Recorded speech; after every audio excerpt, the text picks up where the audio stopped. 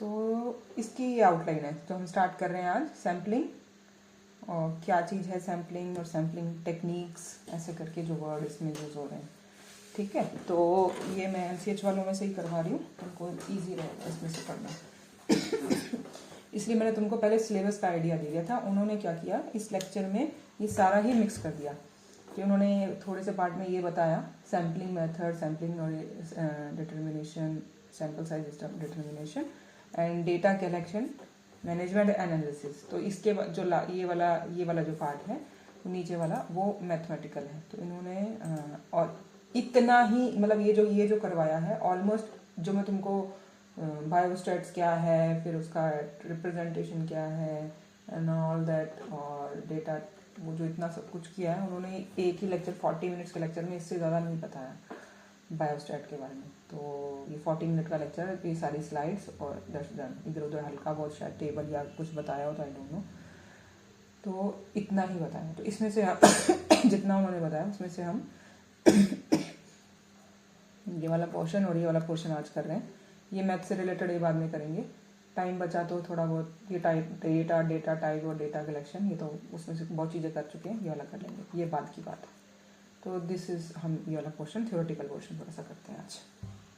तो स्टार्ट होता है इसका डेटा सैम्पलिंग वर्ड। तो हम शुरू से जब से अपने स्टार्ट करी थी रिसर्च मेथोडोलॉजी भी स्टार्ट करी थी, जो तुमको मैंने वर्ड्स आ रहे थे कि यार सैंपल लेंगे हम, सैंपल लेने से क्या मतलब, सैंपल क्या होना चाहिए। सैम्पलिंग जो आज कर रहे हैं, तो सैम्पलिंग के लिए क्या दिक्कत थी, मतलब क्यों ये वर्ड सैंपल बारी बारी आ रहा है, और सैंपल क्या चीज़ होती है हमारे लिए, ये क्या इम्पोर्टेंट है, रिसर्च मेथोडोलॉजी का वर्ड है या ये बायोस्टैट का वर्ड है या क्या चीज़ है। मे भी तुमने शायद उसमें पढ़ा हो। तो हमने ये पढ़ा था कि जो हम ये सारे रिसर्च कर रहे हैं, ये कर क्यों रहे हैं। रिसर्च हम कर रहे हैं कि ताकि उससे जो हम आंसर लाएंगे, वो आंसर जो उसका कोई रिजल्ट आएगा उससे ज़्यादा लोगों का भला हो, उससे कुछ बेटर चीज़ मिले, कोई बढ़िया सा मतलब तरीका मिल जाए, कोई बढ़िया सी मेडिसिन मिल जाए, मतलब कोई इंस्ट्रूमेंट नया मिल गया, कोई मेडिसिन नई मिल गई, या ऑलरेडी जो है उनके कोई बेटर तरीके, उससे भी बेटर अपने आप को बेटर करने के लिए आज जिस भी स्टेज पे हो, जिस भी चीज को लेके, जैसे मेडिसिन जो हमारे पास आज हैं, क्या वो बेटर तरीके से यूज हो सकती है, कुछ नया एंगल बन सकता है, जो हमारे पास इंस्ट्रूमेंट्स है वो हो सकता है, कोई प्रोसीजर्स जिस तरीके से हम कर रहे हैं उस तरीके में फर्क आ सकता है। जैसे हमारे जिस तरीके से हम केस टेकिंग कर रहे हैं, हमारा केस टेकिंग का तरीका बदल जाएगा, जो हम जैसे हमारा पढ़ने का तरीका है वो पढ़ सकता है। मतलब हर चीज क्यों कर रहे हैं, क्योंकि इससे कुछ बेटरमेंट होगा और बड़े लेवल पे ज्यादा लोगों को फायदा होगा। लेकिन जब हम कोई काम करते हैं तो हमारी एक लिमिटेशन है कि हम कितने के लोगों पे काम कर पाएंगे। हमने देखा कि भाई हम तुम बोल दिया गया कि तुम 60 लोगों को पकड़ो और उसके ऊपर अपना जो भी तुम डिजीज उठा रहे हो, या जो भी तुम मेडिसिन उठा रहे हो, या जो भी तुम अपना स्टडी डिजाइन ले रहे हो, उसके अकॉर्डिंग तुम उस पर काम करो। तो ये 60 लोग ही डिसाइड करके क्यों दे दिए गए, ये 70 क्यों नहीं है, ये 150 क्यों नहीं है, ये 500 क्यों नहीं। ठीक है, तो इसका मतलब कि कुछ ना कुछ तो पंगा है। आवाज कही तो नहीं ना, हाँ। तो इसका मतलब कि वो ऑलरेडी क्यों डिसाइड करके दे रहे हैं तुम्हें कि इससे ज्यादा नहीं, मतलब 60/60। पिछले साल 50 था, मतलब तुम्हारे बैच से शायद आई थिंक 1-2 साल पहले हमने 50 केसेस लिए थे। तो क्या रीजन है, मतलब तुम सोच के मतलब एक दिमाग में सोचो और आंसर देने की कोशिश करो कि यहीं पे सारा गेम खत्म है। तुम्हें क्यों लगता है कि उन्होंने 60 ही क्यों बोला, कोई मतलब बनता है? अभी तक जो हमने पढ़ा, जितना भी बायोस्टैट में, रिसर्च में, कहीं पे भी इस सवाल का आंसर समझ में आता है कि यार 60 लोग ही क्यों बोले हैं हमें करने के लिए? कोई आइडिया लगाओ, हाँ ना, कुछ भी, इसका मुझे आंसर चाहिए, क्योंकि इसी से अपने आगे बढ़ पाएंगे। तुक्का ही मार लो, तुक्का ही मारो कि भाई क्यों हो सकता है, ये 60 लोग क्यों बोले। कुछ भी बोल सकते थे ना, हर चीज के पीछे कोई ना कोई रीजन अपने आप ढूंढते आए अपने, कि कोई भी चीज हो रही है उसका कोई मतलब है, किसी वजह से हो रही है, वो ऐसे नहीं हो रही है, ऐसे क्यों हो रही है। तुमको कोई रीजन समझ में आता है इसके अंदर कि भाई 60 लोग क्यों बोले, या ये सवाल भी कभी खड़ा हुआ तुम्हारे दिमाग में कि 60 लोग बोले? मैम से पूछा है मैम 60 लोग ही क्यों बोले हैं, इतने ज्यादा क्यों बोले, यार 3-4 लोग बोले थे। हाँ ना, कुछ भी नहीं।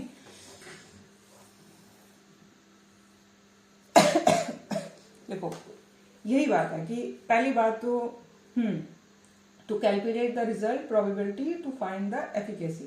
हाँ ये तो हम करना ही चाहते हैं, लेकिन वाई द नंबर 60, मैं ये पूछ रही हूँ, क्या 60 लोग सफिशिएंट हैं जो तुम करना चाहते हो, जो भी तुम काम करना चाहते हो वो 60 लोगों में हो जाएगा? ये क्या कहते हैं उसे,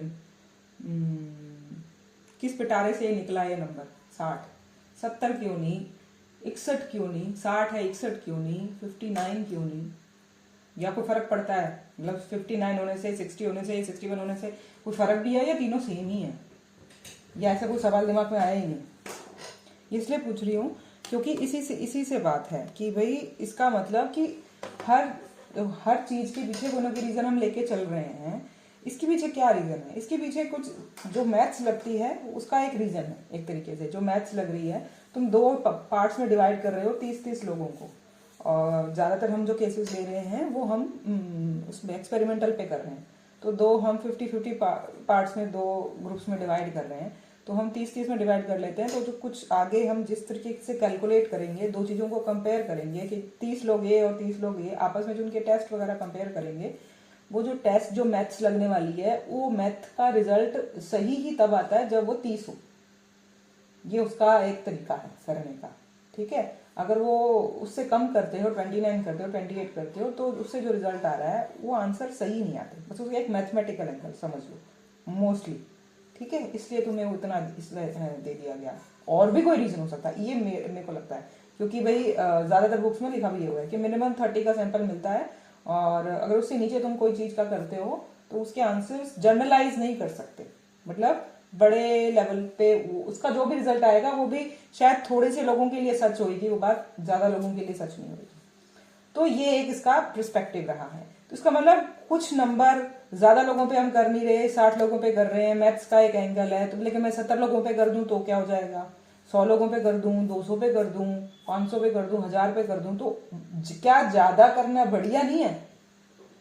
अगर कोई इंसान सच में काम करना ही चाहता है और उसका रिजल्ट बहुत अच्छा ही चाहता है, तो हम इतने पे ही क्यों टिके रहे हैं? हम क्लिनिक में जो पेशेंट्स देख रहे हैं, तो एक बंदा है जिसके पास 100 पेशेंट्स डेली आ रहे हैं, तो वो 100 तो उसका फॉलोअप बना के और क्यों नहीं जमा कर सकता किसी रिसर्च में? क्या प्रॉब्लम है उसके अंदर? ठीक है। तो ये एक तरीके से इस साइड लेके जाता है कि सबसे पहली चीज कि भाई ये क्या है, सैंपल वर्ड ही क्या था, यहां से आओ सारी कहानी। मतलब इस तरीके से मैं तुमको इसलिए इस जर्नी पे लेके गई कि पहली बात कि तुम जो अपने रिजल्ट निकालेंगे, हम कहेंगे कि भाई एलर्जिक राइनाइटिस में सल्फर काम करती है या नहीं काम करती, या सल्फर और कोई और मेडिसिन काम करती है, जैसा तुम्हारा स्टडी डिजाइन है, उसके लिए तुम कितने के लोगों को पकड़ सकते हो। मतलब तुम बजट की कोई प्रॉब्लम नहीं है, डिजाइन की कोई प्रॉब्लम नहीं है, कोई तरीके से कोई लिमिटेशन नहीं मिल रही। मतलब अगर कहाँ लिमिटेशन आ रही होती है कि भाई तुम्हारे पास टाइम भी तो 3 साल ही है ना, इन 3 सालों में तुम कितने लोगों को पकड़ के और कितने लोगों का फॉलो अप ले पाओ, ठीक है। तुम्हारी रेंज कितनी होगी, तुम्हारी खुद की है, और तुमको बजट कितना मिला हुआ है। मतलब एक तरीके से तुम कागज पत्र पूरे कर रहे हो, टाइप कर रहे हो, सब कुछ डायल मेंटेन चल रहा है वो भी एक लिमिटेशन आती है। दूसरा कि भाई बजट है, अवेलेबिलिटी है, तुम्हारी टाइम है, ऐसे करके ये लिमिटेशंस हैं। तुम कभी भी पूरी जनता जिनको वो बीमारी है एलर्जिक राइनाइटिस, पूरे इंडिया के लोग, पूरे वर्ल्ड के लोग कभी कवर नहीं कर सकते। तुमको उसमें से कुछ निकालना पड़ेगा, और कैसे निकाला जाए कि वो सबसे बढ़िया हो। सबसे बढ़िया हो का मतलब जैसे कि जब रसोई में हम खाना बनाते हैं, जैसे चावल बनाते हैं, कुकर में चावल बने या पतीले में चावल बने, 2 सीटी लगी या जितने भी तुम लगाते हो उसमें, या बिना सीटी के हो, तो जब हम उसमें से ढक्कन खोल के और एक दाना निकाल के और चेक करते हैं, अरे यार ये गला कि नहीं गला, खाना बना कि नहीं बना, तो उसमें से इतना निकाल के और 1-2 दाने निकाल के और इतना सा दाना निकाल के चुटकी भर उसे देख लेते हैं, गल गया मतलब वो सारा पतीला तैयार है। अगर वो नहीं गला कच्चा है इसका मतलब सारा पतीला ही कच्चा है। तो जो हमने उसमें से चुटकी भर निकाला है उसे कहते हैं सैंपल, और जो वो पूरा पतीला है वो है पॉपुलेशन। और वो पतीला अब हमारे रिसर्च क्वेश्चन के हिसाब से हमारे लिए वो पॉपुलेशन की डेफिनेशन अलग होगी कि मतलब हमारे लिए वो पॉपुलेशन है क्या। सारे एलर्जिक राइनाइटिस वाले पेशेंट्स जिनको सबको एलर्जिक राइनाइटिस है, और उससे होगा क्या कि जो हम रिजल्ट निकालेंगे वो सबके लिए सच होगा कि मतलब जो अगर वो कच्चा है तो सारे कच्चे होंगे, अगर वो पक गया है तो वो सारे पक गए, मतलब एक तरीके से सारा पतीला पक गया है। तो इसलिए जो हम उस सैंपल पे काम करने के बाद जो रिजल्ट निकालेंगे वो रिजल्ट उस सारे पॉपुलेशन के लिए अप्लाई हो जाएगा। अब वो पॉपुलेशन कितनी भी हो सकती है, ठीक है। तो ये बेसिक स्टार्ट्स है। तो क्या मतलब यहीं से वर्ड है कि अब वो इसका मतलब कि हमारी कुछ लिमिटेशंस हैं जिसकी वजह से हम अब पूरा पतीला खोल के एक एक दाना थोड़ा चेक करेंगे, प्रैक्टिकली नहीं है ये बात। तो इसका मतलब कि हम पूरा पतीले का एक दाना चेक करेंगे तो ये तो सामान ही खिलार दिया, चीज ही खराब हो गई, ये एक एक चेक करने में ही उसको खराब कर दिया एक तरीके से, ठीक है। तो प्रैक्टिकली नहीं है। तो इसी तरीके से जब तुम एक इतना और कन्वीनियंट भी नहीं कि मतलब उसके अंदर फिर अगली बार फिर बनाओ, खराब हो गया वो, तो पैसा नहीं है, टाइम नहीं है, बजट नहीं है, बहुत सारी प्रॉब्लम्स की वजह से एक सैंपल एक बेटर चीज है एक पॉपुलेशन से, पूरी पॉपुलेशन पे काम करने से। अब एक सैंपल, एक बढ़िया सा सैंपल होगा क्या, एक कि भाई कैसा सा हो कि वो अब उस पतीले से तुमने एक चुटकी निकाली है, ये बात तुम्हें एक लिमिटेड एरिया में दिख रही है कि यार सारी पॉपुलेशन मेरे सामने है, मतलब एक पतीले के अंदर उसमें से तुम दाना निकाल रहे हो और चेक कर रहे हो, ये एक बहुत छोटी सी चीज है पर एक बढ़िया सा एग्जांपल है। लेकिन इन रियल लाइफ जो अपने साथ है कि हम सारे एलर्जिक राइनाइटिस के पेशेंट्स देख रहे हैं, मतलब हमें क्या पता कि उसकी क्या क्या रेंज है, कैसे फैले हुए हैं जियोग्राफिकली, उनका एनाटॉमिकली, उनका जेनेटिकली, मे भी पता नहीं क्या क्या उनके अंदर चीजें हैं। तो हम कैसे डिसाइड करें कि किस चुटकी भर लोगों को हमने उठाना है। मान लिया कि भाई हमने जहां से चुटकी निकाली वो पतीले के किनारे पे थी, वो ज्यादा जल गए, या सेंटर में थी तो कच्चे रह गए। तो तुमने जो उठाने का तरीका था उस सैंपल को, वो लोकेशन अगर गलत हो जाए तो तुम्हारा रिजल्ट गलत है, मतलब तुम अंदाजा सही लगा नहीं पाओगे। तो ये एक तरीका है मोटे तौर पे प्रैक्टिकली इस बात को समझने का। तो अब इसकी थोड़ी थियोरेटिकली लैंग्वेज से समझने की कोशिश करते हैं कि इसको क्या लिखा है। Theoretically, sample is a process of choosing a selection of the population for observation and study. ये इसका theoretical definition। बात simple वही। Why sampling, including all the target population, is generally not possible because of the large numbers and cost and time. The sampling saves the time and money. दूसरा, a subset of the population is studied instead from which conclusions are drawn. Helps when target population is large. अगर population ही कोई थोड़ी सी है, मान लिया कि जैसे rare diseases हैं जिसके पता चले कि भाई पूरे इंडिया के अंदर 1000 ही लोग हैं, तो फिर उसके अंदर उन लोगों पे स्टडी करने का तो 1000 पे ही कर लो। पूरी पॉपुलेशन ही तुम्हारी यही है कि जो तुम रिजल्ट निकालोगे वो उन 1000 लोगों को ही फायदा देने वाला है, उन 1000 लोगों के लिए ही वो चीज सच है।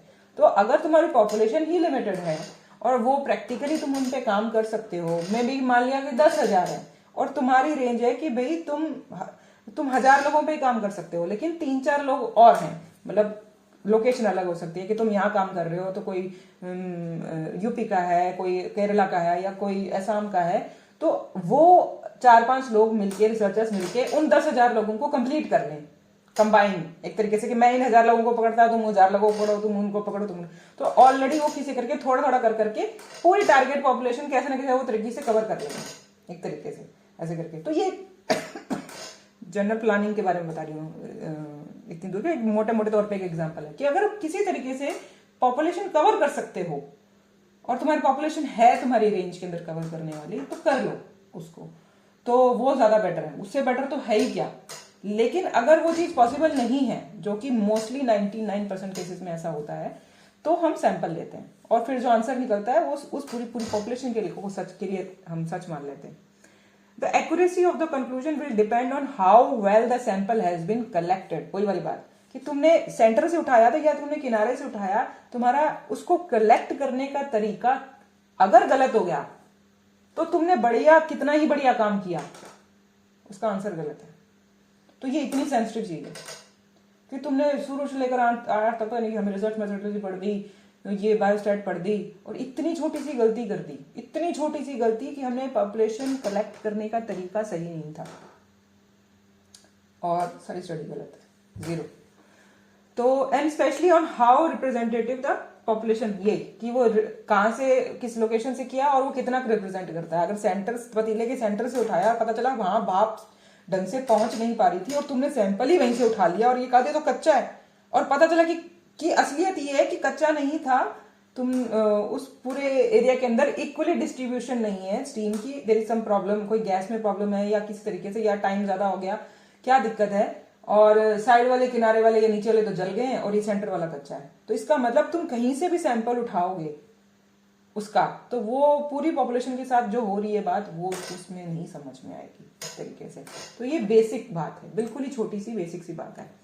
अब इसका मतलब क्या, appropriate sample representative of the population क्या चीज होती है, क्या मतलब उसमें होना क्या चाहिए एक तरीके से, अगर हम मेडिकल लैंग्वेज में आ जाए, कि उसका जेंडर, उसका एज, उसका जेंडर, उसकी यही कि लोकेशन, डेमोग्राफिक, उसका रिप्रेजेंटेटिव ऑफ टाइम, सही सीजन सही टाइम में कुछ तरीके से लिया, उसकी population, representative of the place और सेटिंग, ऐसी बहुत सारी चीजें हैं उसके अंदर। मतलब यही चीजें सेट करनी पड़ती है। तुमने जो 60 लोग पकड़े हैं, तुम एक ही मोहल्ले में बैठ के 60 लोग पकड़ लोगे तो फिर तो तुमने क्या ही किया, और उसमें भी तुमने सारे मेल ही उठा लिए या एक सर्टेन एज ग्रुप में उठा दिए।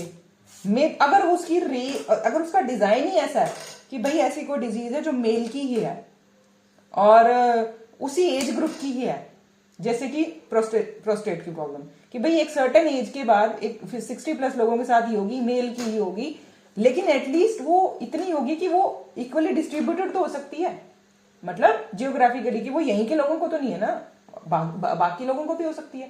तो कुछ ना कुछ ऐसा होगा जिसकी वजह से कि तुम्हारा अगर स्टडी क्वेश्चन या तुम्हारा जिस पे तुम काम कर रहे हो, अगर वो certain type of people requirement होती है उसके अंदर कि भाई मेल और 60+ ही हो सकते हैं, लेकिन उसकी लोकेशन अलग हो सकती है।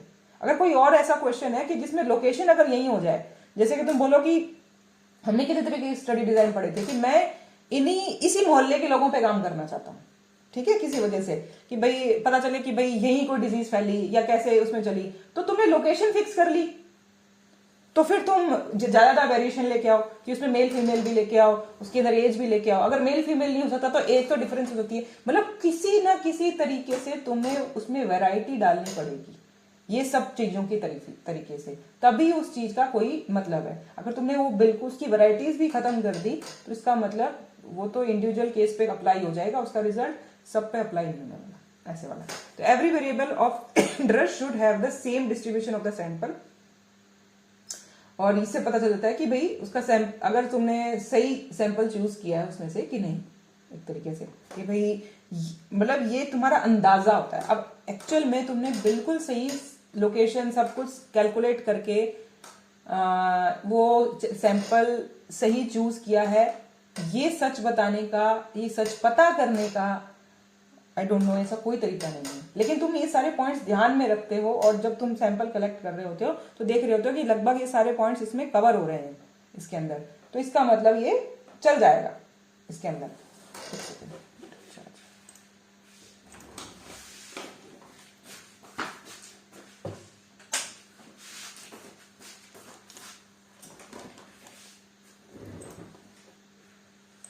तो इसका मतलब कि कुछ तरीके से हम गलती से बच सकते हैं, लेकिन अगर इसके बावजूद भी कुछ ऐसा जो हम सब कुछ ध्यान रखने के बावजूद भी अगर गलती हो गई तो हमें पता नहीं चलेगी। ये तो हमें तो कह रही हूँ कि पॉपुलेशन हमें पतीले के अंदर तो वो दिख रहा है कि भाई हम हर चीज चेक करके उल्टा सीधा करके इसमें चेक कर पाएंगे, लेकिन अगर ये चीज बड़े लेवल पे है और ऐसी है जो हम सारी सब कुछ ध्यान में रखने के बाद भी अगर कुछ ऐसा हो गया तो हम उस गलती को पकड़ नहीं पाएंगे। इसीलिए जो कितनी भी बढ़िया स्टडी हो और उसका कितना ही बढ़िया पॉजिटिव या नेगेटिव रिजल्ट हो, उसका रिजल्ट मतलब ऐसा नहीं होता कि एक स्टडी के बाद में ही सारी दुनिया पागल हो जाती है, उस स्टडी को मानने लग जाती है कि भाई ये इस स्टडी में ही निकला, इतनी बढ़िया तरीके से करी गई, इन लोगों ने करी, ये हाईली क्वालिफाइड है, इनको सब आता करने के लिए, इन्होंने कोई गलती नहीं करी होगी, जो जिस जिस तरीके से रिसर्च हुई है, जो रिजल्ट डिजाइन है, या एवरीथिंग इज टू परफेक्ट, उसके बावजूद भी जो रिजल्ट आता है उस पर हमेशा क्वेश्चन मार्क होता है। क्वेश्चन मार्क की क्या, कि भाई जो इनको आंसर मिला है, अगर ये अलग अलग लोकेशंस, अलग अलग टाइम, अलग अलग मतलब लोगों के द्वारा रिपीट मोड पे यही सब कुछ किया जाए और फिर भी ये सेम रिजल्ट आए, तो मे बी कुछ रिसर्चेस के बाद, रिपीटेड रिसर्चेस के बाद भी अगर यही रिजल्ट आ रहा है, तो उसका उस पर कोई पॉलिसी बनती है। एक बार करने पर, भले वो गवर्नमेंट की ही कोई कंपनी थी, उस पर वो एक बारी में रिसर्च पे पॉलिसी नहीं बनाते किसी भी चीज पे, मतलब इतना बड़ा खर्चा नहीं करते उसको, लोगों पे, आम लोगों पे बताते नहीं है। जैसे कि आपने अपने बोले कि प्रूविंग करी, जैसे पल्सर की प्रूविंग करी, तो क्या तुम 1000 लोगों पे, जिन लोगों पे प्रूविंग करी, या मान लिया कि उन्होंने 10,000 लोगों पे प्रूविंग करने के बाद जो आए सिम्टम्स आए, वो उन्होंने बोल दिया कि all of the world Pulsar के यही सिम्टम्स होंगे? ऐसा नहीं है। अलग अलग रिपीट मोड पे सबको अलग अलग जगह पे मिले वही चीज, तो उसका एक मटीरिया मेडिका, इसीलिए अलग अलग मटीरिया मेडिका में पल्स की कैरेक्टरिस्टिक सेम हो जाते हैं और कुछ कुछ चीजें डिफरेंट हो जाती हैं। इसका मतलब कुछ भी चीज कभी भी कोई भी रिजल्ट, कभी भी कोई भी स्टडी 100% सच नहीं होगी, उसका हमेशा कुछ ना कुछ वेरिएशन आता रहेगा, हल्का फुल्का, जैसे जैसे अलग अलग लोग उसमें करते जाएंगे, लेकिन mainly most of the part same रह रहा होगा, अगर वो सच है कि भाई करेक्टरिस्टिक्स अगर पल्साटिला के जो मिल रहे हैं, अगर वो 10 सिम्टम्स हैं कैरेक्टरिस्टिक, वो हर केस में मिल रहे हैं, नहीं तो मैक्सिमम केसेस में मिल रहे हैं, तो अभी उसको कैरेक्टरिस्टिक बोला जाता है उस कैटेगरी में, वरना नहीं बोला जाता। तो कहता है कि भाई ये इसका पर्टिकुलर सिम्टम है, मे बी किसी में आए, किसी में ना आए, ऐसे करके। तो यही तरीका, ये तो प्रूविंग का एग्जाम्पल है, कुछ और भी हो सकता है। इसलिए ये कहा जाता है कि भाई रिप्रेजेंटेशन तुम्हारा, अगर तुमको समझना पड़ेगा और ये सारे पॉइंट से कवर करके आगे चलना पड़ेगा। अब इसके बेसिक कंसेप्ट जो सैम्पलिंग में हम जैसे पता था कि पॉपुलेशन क्या है, सैम्पलिंग यूनिट क्या है, सैम्पलिंग फ्रेम क्या है, या स्कीम क्या है, सैम्पलिंग एरर क्या है। तो एक डायग्राम के थ्रू पहले समझो कि पूरी चीज, ये जो सर्कल है वो है पॉपुलेशन, उसमें से तुमने किन लोगों पे काम करना है, वो है सैम्पलिंग फ्रेम, कि ये मेरी रेंज है, मतलब इतने लोगों में काम कर सकती है, लेकिन प्रैक्टिकली में कितने लोगों को उठा रही हूं, वो है सैंपल। ठीक है, तो ये है पॉपुलेशन का तुम्हें बता दिया। यूनिट, द एलिमेंट्री यूनिट और the group that will be sample, people, health worker या स्टूडेंट, मतलब तुम किन लोगों पे कर रहे हो, एक तरीके से यूनिट बोला जाता है कि ह्यूमंस हैं, या ह्यूमन भी किस कैटेगरी के स्टूडेंट्स हैं, इस तरीके से। तो उस तरीके की जो कैटेगरी जो होती है, जैसे पेशेंट्स है, हमारे लिए वो पेशेंट है, सैम्पलिंग यूनिट हमारे लिए एक पेशेंट है, ऐसे करके। ठीक है, फ्रेम क्या है उसका, जिसे वो बोला जाता है कि a list of the all sample units in the population from which sample has to be drawn, कि जितना तुम्हारे पास है, अब सारी पॉपुलेशन का तो तुम्हारे पास नाम नहीं है, लेकिन उसमें से कुछ एरिया है, जैसे कि मेरे पास जो पेशेंट, मैं पेशेंट्स पे करने वाली हूँ, तो मैं एलर्जिक राइनाइटिस के सारे पेशेंट्स नहीं है, मतलब भाई कितने पेशेंट्स हैं, कि भाई मैं उसका बनाऊंगी कि जहां मैं रह रही हूं वहां पे मेरी क्लिनिक में आने वाले जितने एलर्जिक राइनाइटिस के पेशेंट्स हैं वो मेरा फ्रेम है, क्योंकि उसमें से मैं उठाऊंगी उसके अंदर ऐसे। उसमें से अब उठाने का तरीका जो है वो ही आगे है टेक्निक्स, कि भाई अब उसमें से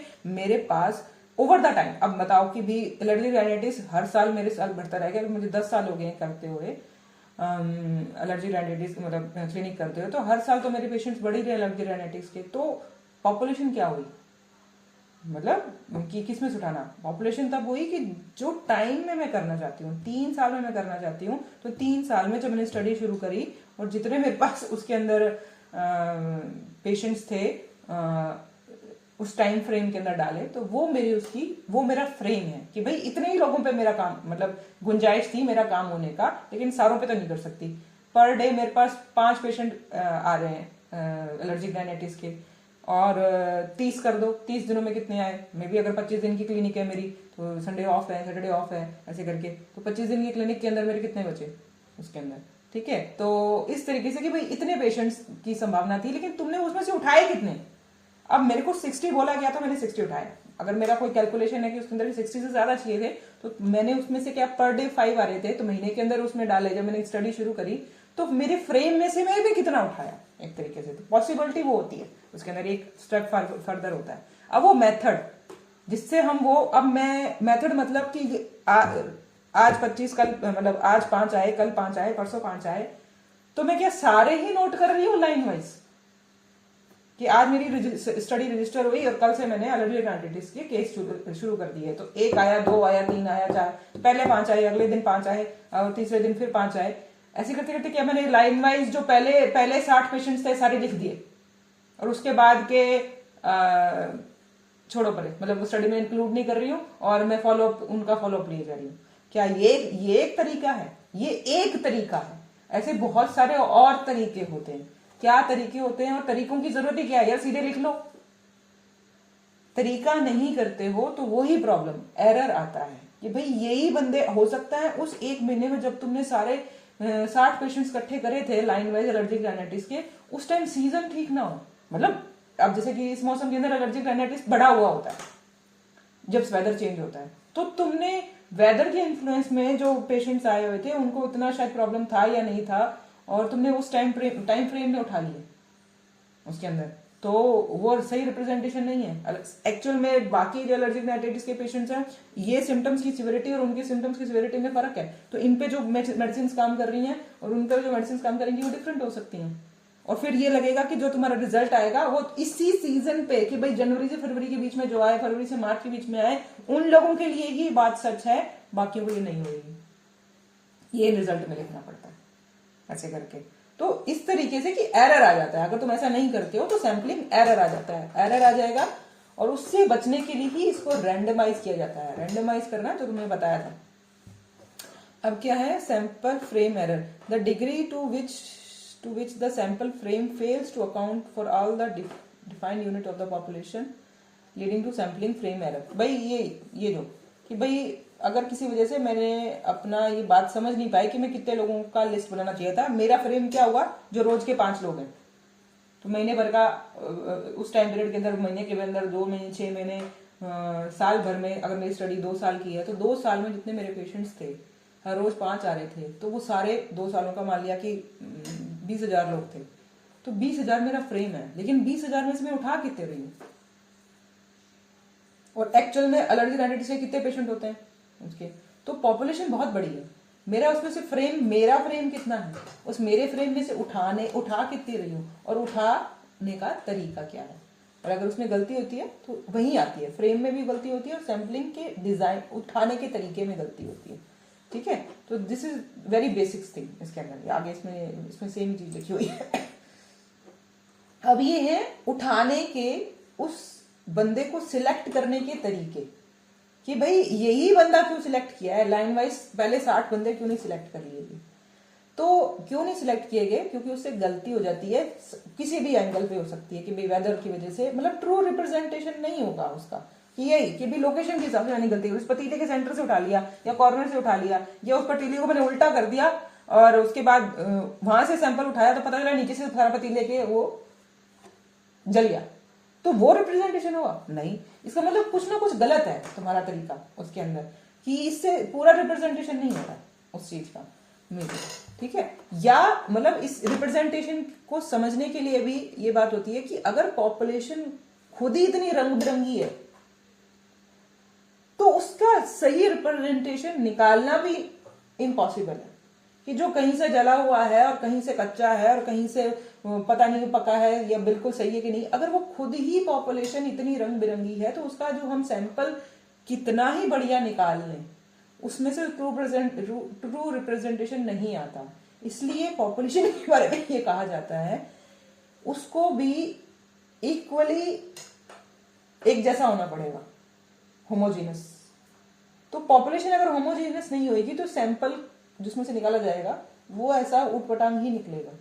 तो कई बार जब रिपीटेड रिजल्ट्स के बाद में भी अगर वो रिजल्ट्स मैच नहीं कर रहे होते, बहुत बढ़िया काम किया किसी ने तो आंसर आया प्लस कुछ समथिंग +30 किसी तरीके से, दूसरे बंदे ने उसको फॉलो करके सेम प्रोसीजर किया तो लेकिन उसका आंसर आया +60, और किसी ने लगा के +90 या -20, तो जब देखा कि भाई ये क्या हो रहा है, सेम ही स्टडी डिजाइन को अलग अलग जगह पे करने से उनके रिजल्ट्स में इतना डिफरेंस क्यों आ रहा है, तब ये समझा जाता है कि इट मीन्स कि जिस पॉपुलेशन पे, जिन लोगों पे हम काम कर रहे हैं, वो खुद ही इतने रंग बिरंगे हैं, उनका खुद ही आपस में कोई एक अलग अलग स्मॉल ग्रुप तरीका है जिसकी वजह से उसके आंसर्स मैच नहीं कर रहे हैं किसी एक दूसरे से।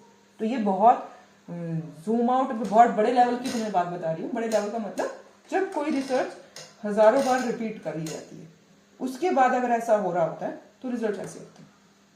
अगर बहुत बार रिपीट करने के बाद भी मोस्टली बार रिजल्ट सेम निकल रहे होते हैं, तो इसका मतलब कि जो पॉपुलेशन थी वो सेम थी। इट मीन्स पॉपुलेशन के बारे में भी हम पहले नहीं बता सकते कि यार ये हेट्रोजेनस है या होमोजेनस है, उसमें सिर्फ अंदाजे लगाते हैं। जैसे कि बोला कि सैंपल सही या गलत चूज करने के कुछ बेसिक्स पॉइंट्स हैं, ऐसे ही पॉपुलेशन के बारे में अंदाजा लगाने के कि सही या गलत पॉइंट्स हैं, एक तरीके से कि भाई ये थोड़ा सा अंदाजा लगाया जाता है जितना डेटा ऑलरेडी हमारे पास होता है और पता चलता है। लेकिन अगर वो सही सच तो रिपीटेडली रिजल्ट्स के बाद ही पता चलेगा, रिपीटेडली उसके बाद ही रिसर्चेस के बाद ही पता चलता है।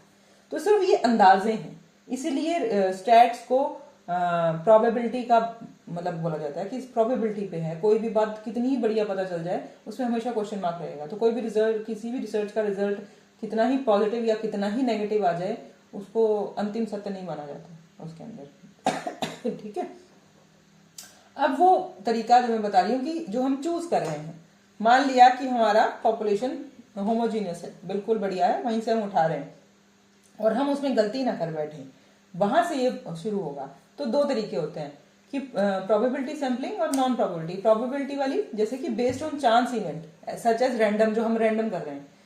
मतलब कि रैंडम का मतलब कि जो मेरे पास 5 पेशेंट्स पहले आए, उसके बाद 5 आए, फिर 5 आए, 5 आए, जो रोज मेरे पास एक फिक्स तरीके का पॉपुलेशन आ रहा है, मैं उसमें से किसी दिन तो जो मान लिया कि उनका मैंने नंबर डाल देती हूँ, तो day 1 patient number 1, patient number 2, patient number 3, patient number 4, day 2 patient number 1, अगर ऐसे डालना है, या कंटिन्यूसली डाल दूं कि पहले दिन 5 पेशेंट, दूसरे दिन 6, 7, 8, 9, 10 पेशेंट, तीसरे दिन 11, 12, 13, 14, 15 पेशेंट, ऐसे करके।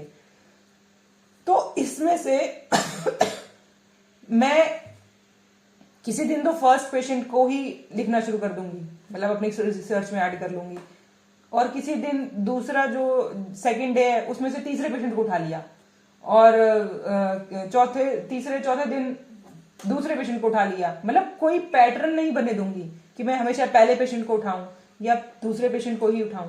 ये भी एक तरीका है, हो सकता है, आगे होते हैं इसी तरीके से। मतलब उसको मैं पैटर्न में डालना है नहीं डालना है, और जितना हो सके रैंडम रहने देता है। एक तरीके से जितना रैंडम रहेगा उतना बढ़िया उसका आंसर निकलेगा। तो रैंडम रखने के तरीके होते हैं एक तरीके से, ये से कहते हैं रैंडमली सिलेक्ट करना, और बिना रैंडम के तरीके होते हैं नॉन प्रोबेबिलिटी, कि रैंडम नहीं है, मैं जानबूझ के यही लोग चूज कर रही हूँ। तो कि अगर तुम्हारा स्टडी डिजाइन है ही ऐसा कि भी जानबूझ के ही तुमको वो लोग सिलेक्ट करने पड़ रहे हैं, तो वो वाले होते हैं नॉन प्रोबेबिलिटी। तो प्रोबेबिलिटी जहां पे तुम जितना भी हो सके चांस पे छोड़ दोगे कि कभी ये करना, कभी वो करना, कभी वो करना। और नॉन प्रोबेबिलिटी तुम्हारी चॉइस पे होता है, और या फिर पॉपुलेशन की अवेलेबिलिटी पे होता है। जैसे बोला कि हजार ही लोग हैं जिन पे तुम रिसर्च करने वाले हो, वो तो 1000 ही है, उसमें है कि अवेलेबिलिटी यही है और उससे ज्यादा पेशेंट ही नहीं है, तो उसमें क्या रेंडमाइजेशन और क्या नहीं, टोटल पॉपुलेशन पे करके खत्म। तो अब क्या है इसके, every unit in the population has known probability, मतलब इक्वल प्रोबेबिलिटी, कि भाई उस 5 में से मैं पहले दिन 5वां भी उठा सकती थी, पहला भी उठा सकती थी, बस मैंने वो पहला उठाया, लेकिन चांस तो दूसरे का भी था, तीसरे का भी था, चौथे का भी था, 5वें था, इक्वल चांस था, किसी का भी उठा सकती थी। अब सेकंड डे भी ऐसा ही है, कोई भी वो पेशेंट था वो पहले नंबर पे आ सकता था और मैंने नहीं उठाया, दूसरे पे आ गया तो मैंने उसका उठा दिया, बस उसके बाद में। ठीक है, तो रैंडम रखने की कोशिश, और रैंडम रखने के तरीके हैं।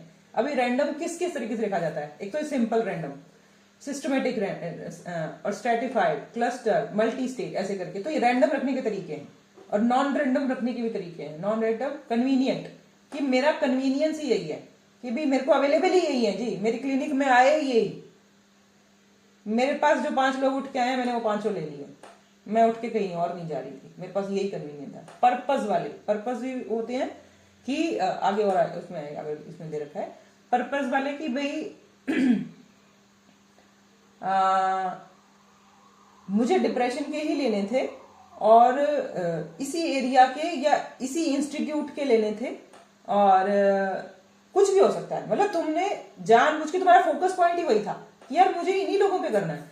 ये टीचर्स हैं, मतलब जो टीचर्स की तैयारी कर रहे हैं और एक तरीके से, और वो डिप्रेशन में हैं और मेरे इस एरिया के जो वो लोग हैं मैं इन्हीं लोगों पे स्टडी करूंगी और फिर जब उनका एग्जाम हो जाएगा एंट्रेंस एग्जाम, उसके बाद उससे पहले या मेडिसिन ने क्या हेल्प करी या जो भी है, तो मैं उन्हीं लोगों पे मैं स्पेसिफिक तरीके से काम कर रही हूँ। तो मेरा पर्पज ही मैंने लेके चल रही हूँ, तो मैं उसमें रैंडम नहीं कर रही हूँ। तो वो जो मेरे पास पर्पस लेके चलना एक तरीके से, तो कन्वीनियंस, पर्पस या जजमेंटल, उसको इसी को बोला जाता है एक तरीके से, जजमेंट करने वाला। और या रेफरल, रेफरल मतलब एक ने दूसरे के पास भेजा, जिसे हम स्नोबॉल सैम्पलिंग भी बोलते हैं। रेफरल का दूसरा नाम है स्नोबॉल सैम्पलिंग, जिसमें क्या होता है कि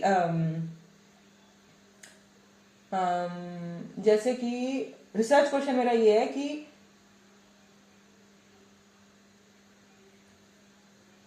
होम्योपैथी में रिसर्चर्स इतनी बढ़िया क्यों नहीं होती। तो मेरा सैंपल ये बना कि भाई मैंने रिसर्च करने वाले लोग कौन है, भाई वही करें जो कर रहे हैं वही बढ़िया नहीं कर रहे। रिसर्च करने वाले लोग कौन है, स्टूडेंट्स, डॉक्टर्स। तो डॉक्टर्स से पहले ये मेरे डिजाइन पे है कि मैं पहले डॉक्टर्स को फोकस कर रही हूँ या मैं स्टूडेंट्स को फोकस कर रही हूँ। तो मैंने मान लिया अगर मैंने स्टूडेंट्स को फोकस किया तो स्टूडेंट कौन, बीएचएमएस वाले तो है नहीं, एमडी वाले। तो एमडी वालों को मैंने अप्रोच किया, तो एमडी वालों को अप्रोच किया तो मैंने मेरा एक वो पॉपुलेशन हो गया कि जितने एमडी के स्टूडेंट्स हैं इस टाइम, आज के टाइम में 50 कॉलेजेस हैं और 50 कॉलेजेस में मान लिया कि हर एक में 10-10 सीट है एवरेज की, तो हो गए वो। तो 5000 लोगों के अंदर 500 लोगों के अंदर उसके अंदर एमडी के जो बच्चे आ रहे हैं तो वो ढंग से रिसर्च क्यों नहीं कर रहे। तो मेरा पॉपुलेशन 500 और 500 के 500 से तो अगर मैं बात कर रही हूँ तो वो बात है, अगर नहीं कर रही तो मतलब किसी तरीके से अगर मेरा किसी भी तरीके से मेरी वो अप्रोच नहीं है कि 500 के 500 से मेरी बात हो सके, तो मैंने उसमें से सैंपल उठाया क्या कि मैंने एक बच्चे को पकड़ा, किसी कॉलेज के एक बच्चे को पकड़ा और उस बच्चे ने उससे मेरी बात होगी, उससे जो मुझे क्वेश्चनर चाहिए था सब कुछ हो गया। उसके बाद उस बच्चे ने अपने ही क्लासमेट से या अपने किसी दूसरे कॉलेज के बच्चे से मेरी बात करवा दी, फिर उससे बात करी तो उसने किस तीसरे से बात करा दी मेरी, तो उसके रेफर पे मैं आगे आगे चलती गई।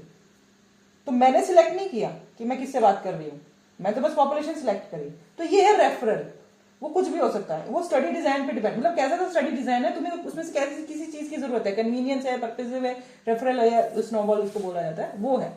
ऐसे ही ये वाले तो हम डेप्थ में पढ़ते हैं, ये थोड़ा कम बताया जाता है क्योंकि ये इससे जो रिजल्ट्स आ रहे होते हैं उसमें हमेशा क्वेश्चन मार्क ही रहता है।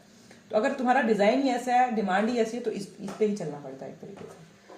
फिर क्या है, इसके क्या एडवांटेजेस, वो सेम कि भाई वैलिड कंक्लूजन्स निकलेंगे, मिनिमम रिस्क होगा कि बायस होने का, गलतियां होने का, और स्टैटिकल जो टेक्निक्स लगती हैं वो इन्हीं पे बहुत बढ़िया चलती हैं एक तरीके से।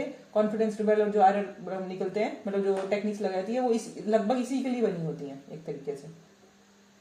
डिसएडवांटेज वो ये है कि भाई खर्चा पानी टाइम सब लग रहा होता है, लार्जर सैंपल साइज स्टडी होते हैं बड़े बहुत सारे कि सब कुछ लग पे ही चल रहा है, तो कम से कम बड़े ग्रुप पे लग ट्राई करो कि भाई 10 लोगों पे अपना लक ट्राई कर रहे हो, लक ट्राई करना है तो 1000 लोगों पे, 5000 लोगों पे, 10,000 लोगों पे ट्राई करो, तो कम से कम लक की वजह से अगर कोई गलती होने वाली है तो मिनिमम हो जाए ऐसे करके, तो लक को धोखा देने का टाइम ना मिले। लार्जर सैंपल साइजेस से गलतियां होनी बच जाती हैं। और इसका क्या एडवांटेज है कि भाई अगर तुम्हारा कन्वीनियंट है, अगर ये तुम्हारा पर्पस था या तो तुम फास्टली कर लेते हो, फटाफट, कॉस्ट इफेक्टिव भी होता है, इजी टू यूज होता है उसके अंदर प्रोबेबिलिटी को कन्वर्ट करना, तो ये सब इसका एडवांटेज होता है। डिसएडवांटेज कि भाई ये होगा, not possible to know whether representation of the population.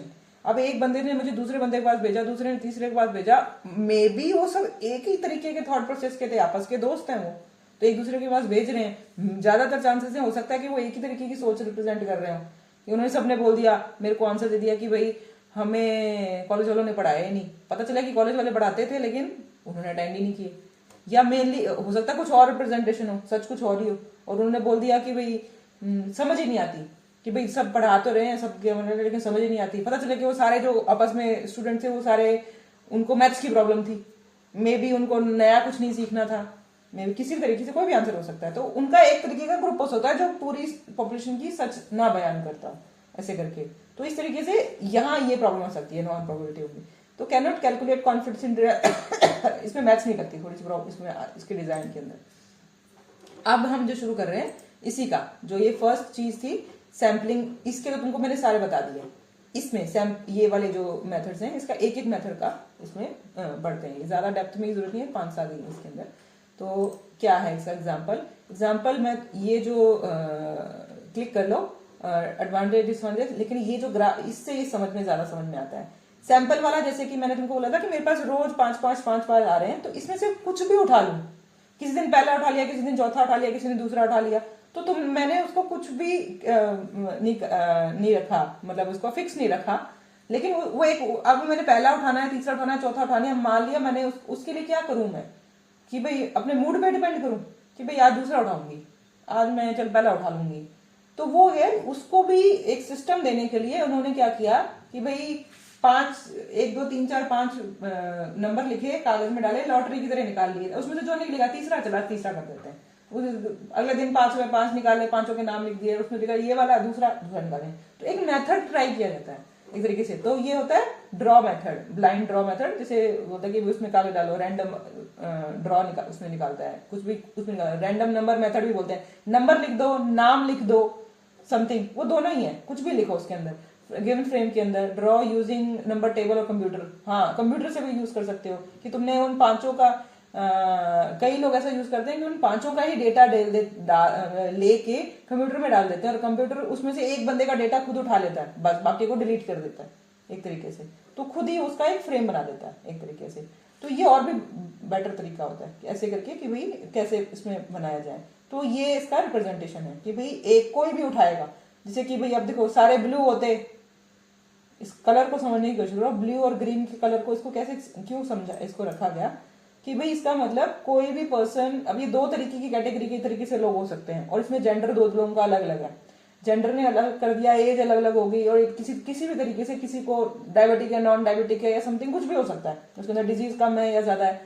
तो मतलब इसका मतलब इस पूरे के अंदर जो पेशेंट्स थे बड़े रैंडम हैं, मतलब किसी की कोई प्रॉब्लम ज्यादा है, किसी की कोई प्रॉब्लम कम है, और उसमें से भी मैं लोगों को, सारे ग्रीन लोगों को नहीं उठा रही, सारे ब्लू लोगों को नहीं उठा रही, कभी ग्रीन, कभी ब्लू के बाद ब्लू उठा दिया, उसके बाद फिर ब्लू ही उठ गया, लेकिन फिर ब्लू उठ गया, लेकिन उसके बाद ग्रीन उठ गया, ऐसे करके। तो हमें भी नहीं पता हम क्या उठा रहे हैं, लेकिन रैंडम रखने की कोशिश कर रहे हैं ताकि जो इन बाकी ग्रीन के पूरे चांसेस थे वो बाई चांस आए ही नहीं, ऐसे वाले तरीके से।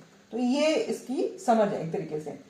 तो इसका क्या advantage, non and equal chance of selection, और डिसएडवांटेज क्या है कि भाई इतना गचमच हो जाता है इसके अंदर कि कुछ चीजें मिस भी हो सकती हैं। Very insufficient when applied to skewed population and distribution. मतलब स्क्यूड पॉपुलेशन मतलब मान लिया कि सारे ज्यादा से ज्यादा ब्लू थे, ग्रीन की इसमें नंबर ही कम था।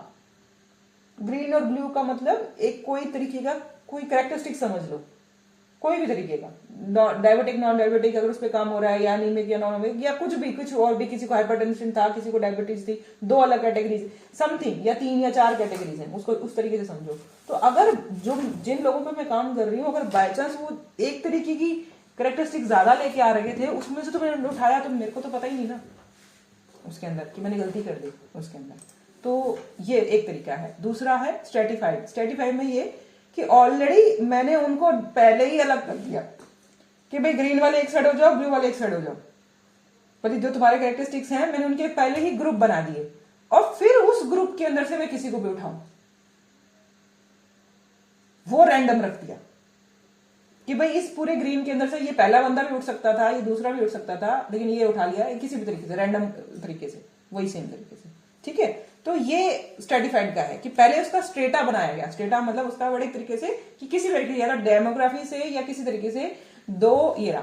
Population is divided into 2 homogeneous सब ग्रुप्स। ये होमोजीनस मतलब एक तरीके के कैरेक्टर को रखने वाले 2 होमोजीनस ग्रुप में डिवाइड किया बेस्ड ऑन डेमोग्राफिक और क्लिनिकल कैरेक्टरिस्टिक, कुछ भी किसी तरीके से उनको बनाया गया। बाद में क्या, sample recruit from each strata, results from all the strata are then combined to get an idea of the whole population की सब groups are defined, for example gender के हिसाब से, सोशल क्लास, इनकम ग्रुप, या किसी भी तरीके से उनको डिसाइड किया और उसमें से फिर इसको रैंडमली उठाया गया, जो इस लिस्ट में समझा हुआ है कि भाई एक तरीके से ये मेल सारे इकट्ठे कर दिए, फीमेल सारे इकट्ठे कर दिया, तो इस मेल वाले से कुछ उठा लिया, फीमेल वाले से कोई भी उठा लिया, सारी फीमेल्स नहीं उठाई, इसमें से कुछ भी रैंडमली उठा लिया। तो ये एक तरीका है। तो इसका एडवांटेज क्या है? सेम ही कि और बढ़िया तरीका है कि भाई अगर स्क्यूड, तुमने ऑलरेडी उस स्क्यूड प्रॉब्लम को कवर कर लिया कि भाई स्क्यूड का ही, उसमें से स्क्यूड का मतलब एक तरीके की झुकाव, एक ज्यादा झुकाव है अगर एक चीज का, तो उसके अंदर तो तुमने पहले ही उस चीज को कवर कर लिया। लेकिन प्रॉब्लम क्या है? और ज्यादा कॉम्प्लेक्स चीज हो जाती है ये। सैंपल साइज इसमें थोड़ा सा और बड़ा करना पड़ता है, और पॉपुलेशन के बारे में और बढ़िया जानकारी रखनी पड़ती है। अगर हमारे को पॉपुलेशन के बारे में ज्यादा नहीं पता तो ये वाला मेथड नहीं चल पाता। अगर पॉपुलेशन को अच्छे से जानते हो, समझते हो, तो फिर ये चल जाता है कि किसको कितने कैटेगरीज में डालूं, ऐसे करके। अब आ गया क्लस्टर वाला। तो क्लस्टर में क्या किया, जो होमोजेनियस और नॉन होमोजेनियस वाले थे उसमें से दोनों का ही कोई भी सिलेक्ट करके, ग्रुप सिलेक्ट करके उनका अलग, फिर उस पूरे को पढ़ा। मतलब इसमें क्या किया था उन्होंने कि दो अलग ग्रुप बना के उसमें से सिंगल को पढ़ रहे थे। और यहां पे भी हम क्या कर रहे थे कि भाई वो उसमें से किसी को भी उठा रहे थे। लेकिन इसमें भी हम क्या, इसमें भी ग्रुप्स बने और क्लस्टर में भी ग्रुप्स बनेंगे, लेकिन जो ग्रुप बनेगा वो सारा पढ़ा जाएगा। उस पूरे ग्रुप में से किसी एक को नहीं उठा रहे। स्ट्रेटा में जो हम ग्रुप्स बनाए हैं, 2 ग्रुप, 3 भी हो सकते हैं, 5 भी हो सकते हैं, स्ट्रेटा के अंदर कितने भी ग्रुप्स हो सकते हैं, लेकिन उस ग्रुप्स के अंदर ज्यादातर पिकिंग ऑफ पीपल होता है कि भाई 2 लोग उठाए, 5 लोग उठाए, 10 लोग उठाए, पिकिंग ऑफ पीपल होता है। सारे लोग नहीं हो रहे होते। तो अगर मैंने 50 लोगों का ग्रुप ये बनाया, 50 2 का दूसरा बनाया, 50 का तीसरा बनाया, 50 का चौथा बनाया, तो 100 लोग हो गए, 4 ग्रुप्स में थे। तो स्ट्रेटा के अंदर उस पहले वाले जो 50 सॉरी बोल रही हूँ 200 लोग हो गए, 50 50 50 50, 4 ग्रुप बना लिए। तो पहले वाले 50 में स्ट्रेटा में क्या करना है, उस सारे 50 लोगों की स्टडी नहीं हो रही, उसमें से मैंने कोई 10 उठा लिए, तो 10 इसमें से उठा लिए, 10 इसमें से उठा लिए, 10 इसमें से उठा लिए, 10 उसमें से उठा लिए, तो 40 लोगों पे स्टडी हुई 200 में से, मतलब पिक करके। लेकिन क्लस्टर में मैंने इस 4 ग्रुप में से कोई 2 ग्रुप डिसाइड कर लिए कि इस ग्रुप पे स्टडी करूंगी और इस ग्रुप पे स्टडी करूंगी, फिर वो सारे के सारे ग्रुप्स पे स्टडी होगी, पूरे ग्रुप पे। दैट इज कि 50 ही और 50 ही, तो 100 लोगों पे हो रही है एक तरीके से। सिर्फ नंबर का फर्क नहीं है कि उसमें 40 और इसमें 100, उस स्ट्रेटा के अंदर नंबर भी बढ़ सकता था और भी नंबर हो सकता है, पर ये होगा कि भाई पिकिंग होगी, इसमें पूरा ग्रुप आएगा। और ये कैसे होता है, इसको समझने की कोशिश करोगे तो जैसे कि पूरा स्कूल ले लिया कि हम ये वाले स्कूल के पूरे बच्चों की स्टडी करेंगे एक तरीके से, उस तरीके से। तो वो जिस तरीके का तुम क्लस्टर बना रहे हो वो तुम्हारी स्टडी पे डिजाइन करता है और तुम उस पे कर रहे हो, इस पूरे एरिया पे करेंगे ऐसे करके। तो ये उसका है। तो एडवांटेज क्या है, पैसा नहीं है, टाइम नहीं है, मतलब सब कवर हो जाता है इसके अंदर। डेंजरस क्या है कि अगर cluster specification error, the more homogeneous the cluster chosen the more, यही कि अभी दोनों 2 ग्रीन लोग इसमें थे लेकिन 2 ब्लू लोग इसमें थे, ऐसे करके। तो अगर जो तुमने क्लस्टर बनाया है, अगर वो सारा एक ही तरीके के लोगों का होता, तो जैसे कि ये सारा एक ही, सारे में गलती से सारे ब्लू ही उठा लेती और दूसरी बार भी मैं गलती से ब्लू ही उठा लेती, तो ग्रीन लोगों की रिप्रेजेंटेशन तो मेरे पास होती ही नहीं। ये उसमें प्रॉब्लम है उसके अंदर। तो इसका मतलब कि अगर जो मैं क्लस्टर बनाया है, अगर मैंने क्लस्टर बनाने में गलती कर दी तो होगी कहानी फेल। तो इतना ध्यान कि पॉपुलेशन के बारे में आइडिया रखना पड़ेगा, क्योंकि ये और कॉम्प्लेक्स से कॉम्प्लेक्स हो रहा है। आगे आ गया सिस्टमैटिक, जो मैंने तुमको बताया था कि भाई जो मैं सिंपल वाला था कि भाई एक दिन मैंने लॉटरी से पहले का नाम निकल गया और दूसरे दिन मैंने लॉटरी निकाली तो उसका तीसरे का नाम निकल गया और चौथे दिन मैंने लॉटरी निकाली तो उसका कुछ और कोई और नंबर निकल आया। लेकिन अगर मैंने एक मेथड बना लूं कि मैं हर बार जो मेरे दिन में पेशेंट आएगा वो हर दूसरे पेशेंट को ही मैंने अपनी स्टडी में इंक्लूड करना है, तो 30 के 30 दिन जो मैं, या जितने भी हमारी स्टडी है उसमें जो हर दूसरा पेशेंट आएगा मैं उसी को अपनी स्टडी में इंक्लूड कर लूं। एक इसको दूसरा एग्जांपल कि भाई जो लोग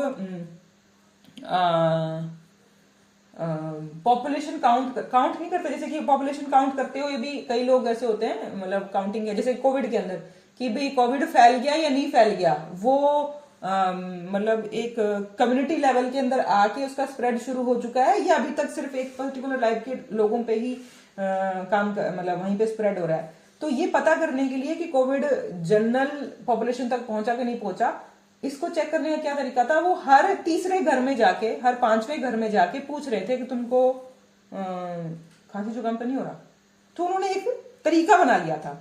तो दैट वो कोई भी हो सकता है, हर 10वां घर, हर 25वां घर, हर 50वां घर, वो नंबर कुछ भी हो सकता है, वो उसका कोई मतलब नहीं है। बस जो तुमने डिसाइड कर लिया वो तुम्हें करना है उसके अंदर। अब मतलब ऐसा भी नहीं है कि भाई कुछ भी हो सकता है, क्या मतलब कि वो नंबर कुछ भी हो सकता है।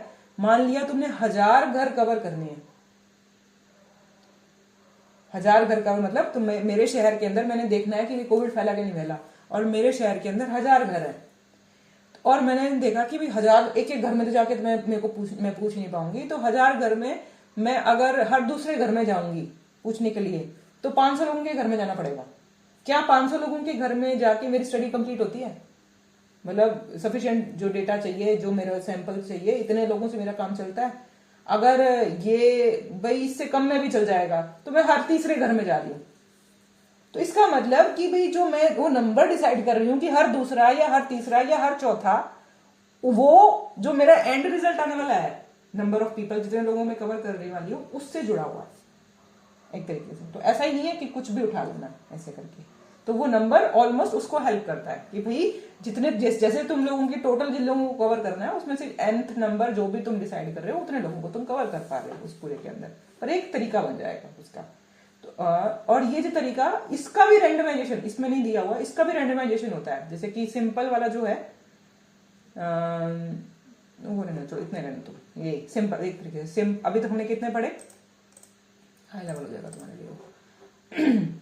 Simple random, system, stratified, cluster. ये रहा कि भाई सिंपल सीधा सीधा एक के बाद एक कोई भी हो सकता है। स्ट्रेटिफाइड पहले 2 ग्रुप्स में डिवाइड करो, उसमें से एक एक उठा लो, 2 उठा लो, 5 5 उठा लो, जो भी उठा लो, सारे नहीं हो सकते। क्लस्टर में 2 ग्रुप अलग अलग बनेंगे और सारे ग्रुप का होगा। सिस्टमैटिक के अंदर एक तरीके का सिस्टम तैयार कर लेंगे हम, और एन जो भी नंबर है उसमें डलेगा। अब इसके अंदर क्या है, प्रोबेबिलिटी, नॉन प्रोबेबिलिटी वाले जो तुमको मैंने बताए थे, कन्वीनियंट वाला कि भाई कन्वीनियंट जो मेरे रेंज में, जो मेरी क्लिनिक में आ रहा है वो कन्वीनियंट है और वो मेरे पास पहुंच रहा है, तो ये कन्वीनियंट है जो मेरी रेंज में के अंदर आ जाओ। पर्पज कि भाई मुझे पता है मुझे इन्हीं लोगों पे ही करना है कि ये ग्रीन वाले को पकड़ना है, ये ग्रीन वाले को पकड़ना है, ये ग्रीन वाले को पकड़ना है। इनकी स्पेशल कैरेक्टरिस्टिक्स है, मतलब मेरी स्टडी ही इन लोगों पे हो रही है तो मुझे इन लोगों पे करना है। बाकी आसपास भले मेरे कन्वीनियंट में कोई है या नहीं है, वो दूर का है पास का है, उसको पकड़ के करना है। तो पर्पसफुल या जजमेंटल बोली जाती है उसको इस तरीके से। तो ध्यान क्या रखना होता है इसके अंदर, certain member of the population will have a smaller और no chance of selection compare to other. अब ये ग्रीन वाला ये तो था, ये भी तो था, तो जो जिसका मैं सिलेक्शन कर रही हूं मे बी कुछ और लोग मिस आउट भी हो सकते हैं उसके अंदर, और रिप्रेजेंटेशन हो सकता है इसमें वो सिम्टम्स ना डेवलप हुए हो और इसमें वो सिम्टम्स डेवलप हो रखे थे, और तुम्हारा इसको पता करना ज्यादा जरूरी था। तो कुछ गलतियां हो सकती हैं, ऐसा नहीं है कि कोई भी चीज सुपर परफेक्ट है। तो जो हम मेथड सिलेक्ट करते हैं वो हमारी स्टडी डिजाइन के हिसाब से बेस्ट क्या हो सकता है वो सिलेक्ट करते हैं। डिजाइन हमारा स्टडी डिजाइन बताता है कि हमको इस तरीके से करना है। आगे है वॉलंटरी, वो तो वही है कि भाई पूछो कि भाई स्टडी में कौन पार्ट लेना चाहता है, आजो जी नाम लिखवाओ, वो वाली बात। कोटा कि भाई यही कि भाई 2 तरीके के कैटेगरी वाले लोग, कि भाई इसी कैटेगरी के लोग, जैसे मैंने बोला कि डिप्रेशन वाले लोग थे, जो इसका एग्जांपल मैंने दिया कि भाई एक इंस्टीट्यूट के अंदर जिन लोगों को डिप्रेशन हो रहा है, या एक तरीके के जो मेरे पेपर दे रहे हैं टीचिंग वाले, वो एक कैटेगरी है एक तरीके का, मतलब एक तरीके से पर्पस है मेरा उसको पकड़ने का। और लगभग कोटा के अंदर भी यही होता है कि भाई एक स्पेशल कैटेगरी के लोगों को मैं पकड़ के उस पर स्टडी कर रही हूं। अब दोनों में डिफरेंस ये है कि पर्पस वाला कोटा हो सकता है, मतलब कैटेगरी वाली सेम ही चीज होती है कि पर्पस बोल दो या क्वार्टा बोल दो, सेम ही बात हो सकती है किसी सिचुएशन में। लेकिन जो क्वार्टा वाला होगा उसमें मेरे पीछे कोई पर्पस नहीं होगा। समझ के देखो इस बात को, तो समझ आती है तो कि भाई जो मैं कैटेगरीज बना रही हूँ किसी डिजीज की, भाई इसको डिप्रेशन है, ये नॉन डिप्रेशन है, या ये है, वो जो कैटेगरीज वाले लोग हैं उनके साथ मेरा कोई ये नहीं होगा कि भाई ये इसी इंस्टीट्यूट के हैं और मेरी मतलब किसी तरीके से जो मेरा उसको पर्पस लेके चल रहा है। तो जो करने का तरीका होगा जो रेंज होगी या उनको सिलेक्शन के जो तरीके होंगे उसमें कुछ डिफरेंस आ जाएगा। इसलिए ये थोड़ा सा सिमिलर सा लगता है, लेकिन ये है कि कोटा पर्पस वाले के अंदर भी कैटेगरीज हो सकती हैं, लेकिन कैटेगरीज वाले में पर्पस नहीं पूछते होते एक तरीके से। तो ये रहा, the researcher selects designated number of individual based on the study requirements. इसमें क्या होता है, हाई क्वेश्चन क्या करना है, high subjectivity enters in here and the certain number of people have no chances of selection. Maybe बी इसमें से कुछ लोग सिलेक्ट कर रहे होते हैं कैटेगरी वाला। अब ये वाला जो होता है, अब इसके अंदर हमने 2 ग्रुप्स में डिवाइड करके, वो याद है ये वाला, ये जो पिक्चर याद है, इसलिए पिक्चर्स मैं तुमको कह रही हूँ, थ्योरी से बाद में पढ़ना। ये देख लो, इसमें भी हमने 2 ग्रुप्स के अंदर कुछ लोगों को सिलेक्ट कर रहे थे स्ट्रेटिफाइड में, और कोटा में भी क्या कर रहे हैं, हम 2 ग्रुप्स में, 2 सेम कलर के ग्रुप्स के अंदर कुछ लोगों को कर रहे हैं स्टैटिक उसके अंदर। तो ये एक नेक्स्ट लेवल डेप्थ की बात है इसके अंदर, कि इसमें क्या फायदा होगा इसके अंदर, यहाँ पे क्या हम क्या करेंगे। ये भी दो के तरीके, लेकिन यही फर्क है हाउ कितने लोगों की कैटेगरी ग्रुप्स जो बने, उसमें ज्यादातर इसमें स्ट्रेटिफाइड में मल्टीपल बनते हैं। कोटा के अंदर जो वो कैटेगरीज बन रही होती है वो मतलब मैक्सिमम टाइम वो 2 ही होती हैं, और जो वो कैटेगरीज हैं उसको एक तरीके से और भी बोल सकते हैं कि इसमें तो प्रोबेबिलिटी बढ़ रही है, मतलब क्योंकि ये प्रोबेबिलिटी वाले की ये है अंडर, ये कि प्रोबेबिलिटी के अंदर आता है स्ट्रेटिफाइड, लेकिन जो क्वाटा वाला है वो नॉन प्रोबेबिलिटी में आता है, कि तुम जिन लोगों को सिलेक्ट कर रहे हो वो सारे लोग सिलेक्ट हो रहे हैं उसके अंदर एक तरीके से, उसमें उन लोगों की प्रोबेबिलिटी नहीं है कि भाई इसमें से कुछ भी हो सकता था, कोई भी चीज सिलेक्ट हो सकती थी, वो नहीं हो रही। उनमें बायस्ड है कि ये लोग सिलेक्ट हो रहे हैं कैटेगरी के, यही मेरे पास अवेलेबल है या किसी तरीके से, तो इस तरीके से वहां पे प्रोबेबिलिटी गायब हो रही है। यही मेन उस दोनों में फर्क है इसके अंदर, कि प्रोबेबिलिटी जाती है उन लोगों की, कोटा वालों की कैटेगरी है यही मिल रही है एक तरीके से, ठीक है। अब स्नोबॉल सैंपलिंग, या तुमको मैंने बताया रेफरल वाली, सेम कि एक बंदा है वो मुझे कहीं भी रेफर कर सकता है, इसके पास रेफर करा, फिर उसने वो उसके पास रेफर किया, तो एक रेफरिंग वाली जो चल रही होती है आगे से आगे, उसके अंदर आइडेंटिफाई करते हैं। वॉलेंटरी वाला सेम होता है, लेकिन वॉलेंटरी वाले के अंदर सब मेरे पास आ रहे हैं। वॉलेंटरी वाला मैंने लिख दिया कि भाई कौन करना चाहते हो, तो 10 लोग उठ के सीधे मेरे पास आए। लेकिन स्नोबॉल में क्या किया कि मैंने एक को पकड़ा और एक ने मेरे पास चेन बना के आगे के पास मुझे भेजा। तो स्नोबॉल के अंदर एक बॉल एक रोल कर रही है, एक के बाद एक दूसरा, कोई फुटबॉल में खेलते हैं, एक ने दूसरे को भेजी, दूसरे ने तीसरे को भेजी, तीसरे ने चौथे को भेजी, तो एक बॉल घूम रही है, तो उसके पीछे सब मैं चल रही हूँ। लेकिन वॉलेंटियर में क्या क्या कह रही है कि सब आके मुझे दो, तो मेरी झोली के अंदर सब डल रहे हैं।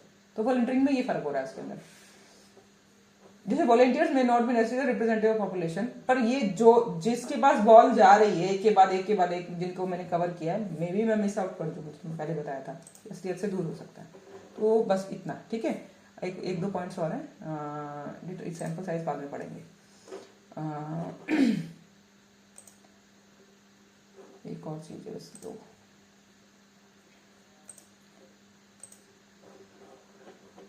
अभी तक इसमें क्या समझ आया, क्या नहीं आया, कोई क्वेश्चन है? मेरे को लगता है बहुत सिंपल सी चीज थी, इतना नहीं है, एक बार ढंग से समझ में आ जाती है तो ज़्यादा कॉम्प्लिकेशन नहीं होती इसमें समझने में। चलो बस 2 स्लाइड्स हैं और वो ही जो तुमको मैंने बताया था उसका मोस्टली का उसकी स्लाइड है कि भाई जो सैंपल होता है वो क्या क्वालिटी है कि गुड सैंपल होने की, कि भाई it should be representative of the population from which is drawn, random selection हो, एडिक्वेट मात्रा में हो उसकी, ठीक है, और सही लोग भी उसमें इन्वॉल्व हो रहे हो, और तुम्हारा क्या ऑब्जेक्टिव था, वो ऑब्जेक्टिव उसमें इन्वॉल्व होना चाहिए। मतलब जैसे कि अगर मेरा ऑब्जेक्टिव ये था कि भाई ये रीजन ढूंढना कि भाई प्रोस्टेट की प्रॉब्लम 60+ वालों को ही क्यों होती है, 60 से नीचे वालों को, या ओल्ड एज में क्यों आ रही है, ओल्ड एज यंगर एज में क्यों नहीं आ रही। तो मैंने अगर सारे 60+ वाले ही पकड़ के उस पर स्टडी कर ली तो इसका आंसर कैसे मिलेगा मुझे? क्यों नहीं आ रही है इसके लिए तो मुझे दूसरे को भी पकड़ना पड़ेगा ना। तो ऑब्जेक्टिव ने बता दिया कि मुझे मेरा सैंपल कैसा होगा, ये वाला भी होगा और ये वाला भी होगा। इसलिए ये है कि ऑब्जेक्टिव क्या था तुम्हारे उसके अंदर, प्रोस्टेट आर्टिफिक्स करने लगे, वो तो मिलेगा ओल्ड एज वालों में। तो तुम्हारा सैंपल तुम ये नहीं कि भाई उसके अंदर डिसाइड कर दिया कि यही लो। अगर तुम्हारा ऑब्जेक्टिव ये है कि भाई मुझे पता करना है, अगर तुम्हारा ऑब्जेक्टिव कुछ और है कि भाई उस पे ये मेडिसिन काम करती है कि नहीं करती, सिलेनियम काम करती है कि नहीं, सिलेनियम काम करती है कि नहीं, तो तुम 60+ ही लोगे और उनको वो मेडिसिन दोगे। लेकिन तुम ये कहते हो कि भाई इन्हीं को क्यों होता है, दूसरे को क्यों नहीं होता है। तो तुम्हारा सवाल ही, तुम्हारा ऑब्जेक्टिव ही अलग है उसको करने का, तो तुम्हारा सैंपल भी अलग अलग हो रहा है। उसके अंदर तुमको ये भी चाहिए और उसको ये भी चाहिए। तो बेसिक्स बहुत छोटी सी बातें हैं ये। इकोनॉमिकल तो है ही भाई, हद में तो हो, और प्रैक्टिकल भी हो, उसको कर पाना तुम्हारे के अंदर, ठीक है। और वाई डू वी नीड, तुमको मैंने बता दिया कि भाई सैंपल ही क्यों चाहिए। भाई हमारे पास पैसा नहीं है एक्यूरेट करने के लिए, इतने सारे लोगों पे काम नहीं है, अगर इन्फिनिट पॉपुलेशन है और कोई तरीका भी नहीं उसको करने का ऐसे करके, तो ये उसके एडवांटेज क्या है या जरूरी क्या है, ये उसके सैंपल के तरीके, मतलब why we need. Efficient, accurate, possibility हो जाती है, बढ़ जाती है उसकी स्टडी मटेरियल। अगर जिसे कहा जाता है कि अगर बहुत बड़े लेवल पे तुमने कुछ कर दिया और वो डेटा अगर डिस्ट्रॉय हो गया किसी तरीके से, तुम सैंपल एक और पकड़ के दूसरी बार स्टडी कर सकते हो, रिपीट कर दो। उस पर डाउट हो गया, रिपीट कर लो। तो सैंपल जो छोटे छोटे सैंपल्स होते हैं उसकी उस पर स्टडी करना। 500 लोगों पे कर लिया, डाउट है तो और 500 लोगों पे कर लो, डाउट है और 500 लोगों पे कर लो। और तुमने पहली बार में ही पता चला कि तुमने लाखों लोगों पे कर रखी थी और पता चला कि उसका कुछ डेटा मिस हो गया, कहीं चोरी हो गया, कोई खत्म हो गया, मे बी समथिंग हैपन, अरे बाप रे 1 लाख लोगों पे किया था गया, ऐसे वाला हो जाता है। तो दिस इज वेरी बेसिक्स कि भाई सैंपल्स क्या, टाइप, क्यों, एवरीथिंग, ठीक है। तो आज के लिए इतना, अब मिलेंगे नेक्स्ट क्लास में। कोई सवाल तो पूछो, नहीं तो आज का डन।